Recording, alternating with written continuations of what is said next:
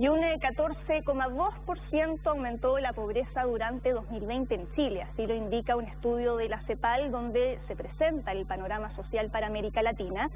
Sin embargo, en la región, nuestro país es la segunda nación que presenta menor crecimiento en este indicador. Para hablar de este tema vamos a tomar contacto con Marcelo Sánchez, gerente general de la Fundación San Carlos de Maipo. Marcelo, ¿cómo estás? Gracias por acompañarnos. Muy bien, Soledad, muchas gracias por el espacio para conversar sobre este tema tan importante, pero también tan relevante para la realidad de la infancia en nuestro país.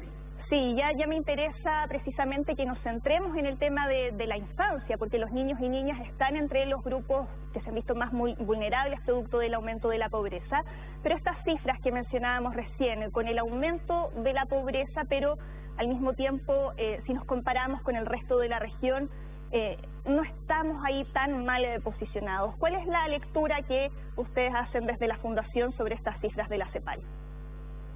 Yo creo que lo primero que hay que analizar es que tanto las cifras de la CACEN como la CEPAL son consistentes en el quiebre de tendencia que habíamos tenido durante la última década, de ir reduciendo de manera significativa los índices de pobreza. Y yo creo que ahí, más allá que la comparación barrial, por así decirlo, la comparación en relación a nuestra trayectoria nos debe poner en alerta. La pandemia efectivamente ha generado condiciones que aumentan la pobreza en el mundo. Y por cierto que los países donde hay un piso de protección social que no es fuerte para algunos determinados grupos, tienen una mayor elasticidad en la realidad que tienen esos grupos. Es decir, hay grupos que son mucho más sensibles al cambio en las trayectorias que habíamos tenido respecto a la reducción de la pobreza, y uno de esos grupos precisamente es la infancia. Sí, justamente esa cifra quería mencionar. La tasa de pobreza entre niños, niñas y adolescentes es de 21%. Ahí ustedes como fundación que trabajan en los temas de infancia, ¿qué es lo que han podido observar de cómo la pobreza ha golpeado a los niños, niñas y adolescentes? Lo primero que hay que contextualizar es que antes de la pandemia ya 1 de cada 5 niños estaba en situación de pobreza multidimensional, ¿ya? Es cierto que hay una diferencia en las cifras que da a conocer la CACEN versus las cifras que da a conocer la CEPAL, pero que es una diferencia metodológica que tiene que ver con los índices de reajustabilidad. Pero en la práctica, cuando uno mira las tendencias y cuando lo lleva a estos factores más de exclusión social que están contenidos en la pobreza multidimensional, las cifras son consistentes, y son consistentes al demostrar que 1 de cada 5 niños hoy día está en una situación de pobreza, donde tenemos cerca de 264.000 niños que están en situación de pobreza extrema, donde si tú naces en la Araucanía ya no es 1 de cada 5, sino que es 1 de cada 3 niños que está en situación de pobreza. Entonces hay una realidad que es de carácter territorial, que por cierto que está afectando a la infancia, y por lo mismo requiere de políticas focalizadas en los territorios que refuercen lo de protección social, que va a permitir que muchos niños que hoy día, producto de la pandemia, están desertando del colegio, puedan reingresar al colegio y no queden en ese segmento importante de personas que han sido excluidas del sistema escolar. Hay sobre 220.000 personas que están fuera del sistema escolar, que significan para el Estado 6,43 puntos del Producto Interno Bruto, pero que para ellos también significa perpetuar la condición de pobreza, porque van a tener menos acceso al mercado laboral, van a tener menos acceso también a los ingresos. Hoy día tiene que hacerse de alguna forma un programa específico, una política específica para poder fortalecer la retención escolar, para poder fortalecer el reingreso educativo y apoyar todos los mecanismos de prevención social que permitan fortalecer a la familia, a la comunidad, a la escuela, en crear estos factores que reduzcan los factores de riesgo que están a la base de la exclusión social en la infancia y también en las comunidades y en los territorios que son parte del entorno de los niños. Y en ese sentido, viendo el tema desde el punto de vista de las políticas públicas y de la necesidad de poder avanzar en políticas que prevengan esto que mencionabas recién ahí, ¿cómo abordar el tema? ¿Cuál sería la forma de poder abordar todo esto, además desde la realidad de los propios territorios, como mencionabas? Lo primero que hay que entender es que la pobreza, cuando hablamos de infancia, es una pobreza que es distinta de la pobreza cuando hablamos del mundo adulto. La pobreza infantil tiene elementos que inciden, por ejemplo, en su desarrollo cognitivo, en su desarrollo emocional, en su habilitación para la vida adulta y, en consecuencia, requiere reforzar aquellos elementos desde la primera infancia que pueden generar estas condiciones, esta forma de poder insertarse en la vida adulta con un correcto desarrollo. Eso no es retórica, ¿ah? Nosotros tenemos que proporcionar una oferta completa, con evidencia, con programas que funcionen desde la primera infancia, para primero fortalecer las habilidades socioemocionales, de las cuales, por ejemplo, durante la pandemia estuvieron muy disminuidas porque los niños no entraban en contacto con otros niños.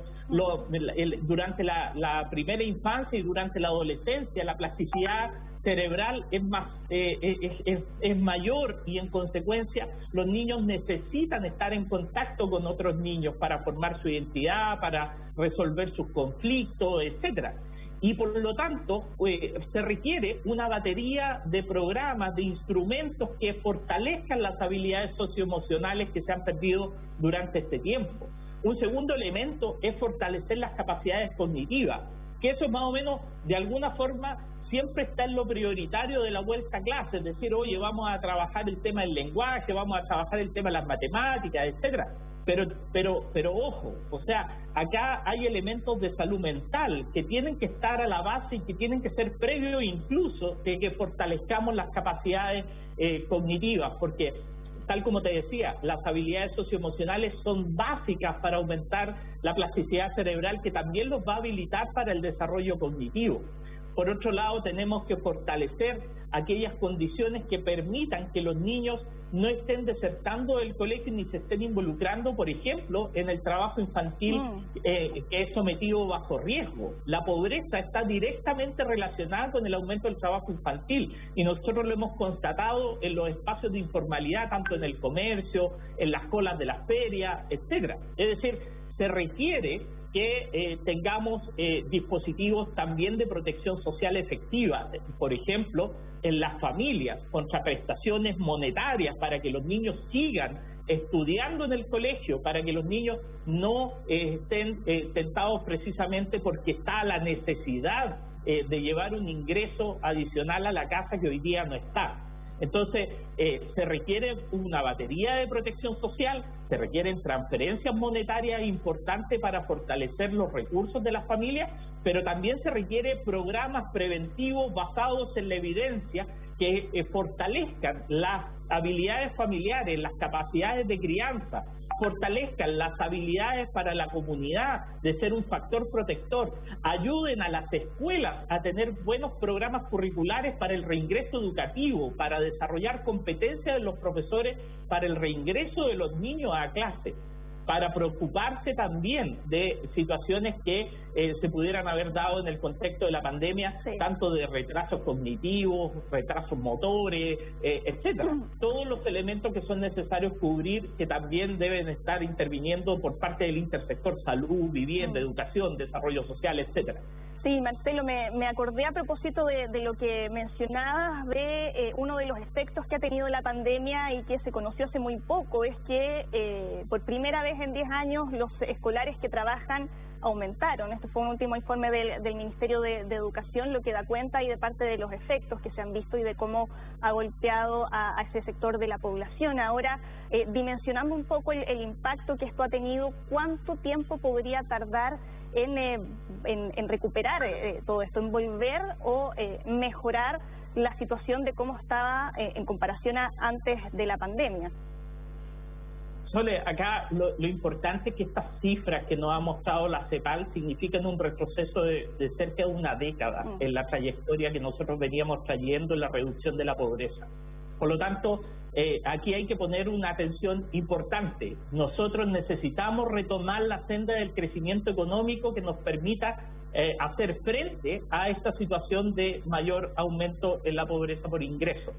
Y por lo tanto, también tenemos que poner énfasis en que el gasto social debe estar focalizado en estos grupos tan importantes que necesitan un refuerzo adicional, independiente de las políticas universales, independiente de fortalecer, por ejemplo, dispositivos potentes como los que tenemos con el Chile Crece Contigo.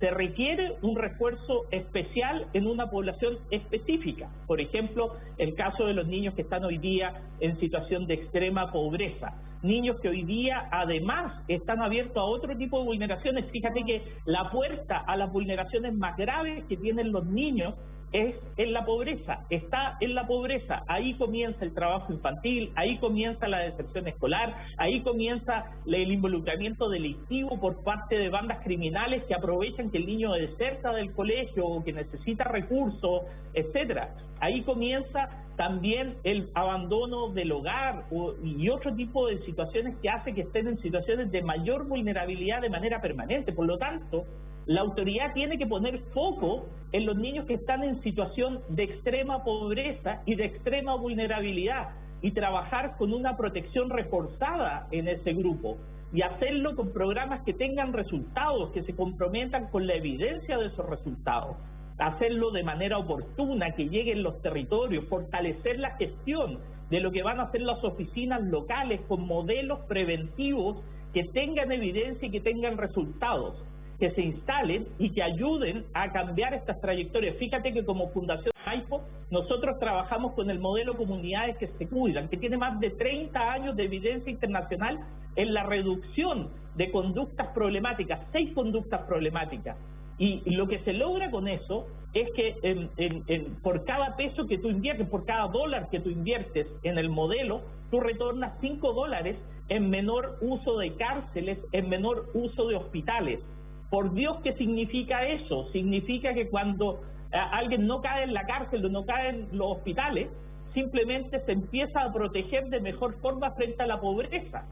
Hay programas, por ejemplo, como el PMTO internacional del Oregon Learning Institute, que también aumentan las posibilidades de ingresos socioeconómicos de las familias a través del tiempo, a través de un mejor manejo de la relación de los padres con los hijos. Por lo tanto, invertir en prevención social es también invertir en reducir la pobreza. Eso tenemos que entenderlo porque hoy día se invierte muy poco en prevención y es una herramienta eficaz de largo plazo que permite potenciar todo el mayor desarrollo de la infancia. Claro, invertir en prevención social finalmente ahí es la base de todo. Hay mucho trabajo que hacer por delante. Marcelo, te queremos dar las gracias por ayudarnos a visibilizar esta realidad y darte las gracias por habernos acompañado aquí en el Mega Noticias. Muchas gracias, Soledad. Muchas gracias por hablar de estos temas. Chao, que estés muy bien. Adiós.